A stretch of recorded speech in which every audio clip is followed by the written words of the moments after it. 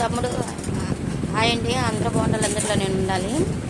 ఇవాళ నా వీడియో ఏంటంటే, ఓ తమ్ముడు దేవుడి వాక్యానికి ఇప్పటికి 4 సార్లు నుంచి అమ్మ నాకు అప్పులు ఉన్నాయి, జీతం సరిపోవట్లేదు అని చెప్తా.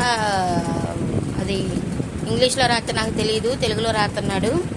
జీతం సరిపోవట్లేదు, అప్పులు కట్టాల్సి వస్తుంది, ఏం మిగలట్లా ఇంటెద్దులకి తినటానికి అని. తమ్ముడు నా ఈ వంట వీడియోలు కూడా ఉన్నాయి, దాంట్లో నేను కనపడతా.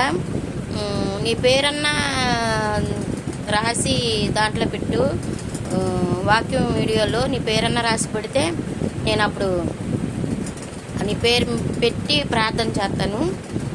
నాకు ఉండే కష్టాలు అంటే అందరికీ ఉంటాయి, అలా అని నేను చేయనని నేను అంటలా, నేను చేస్తా ప్రార్థన.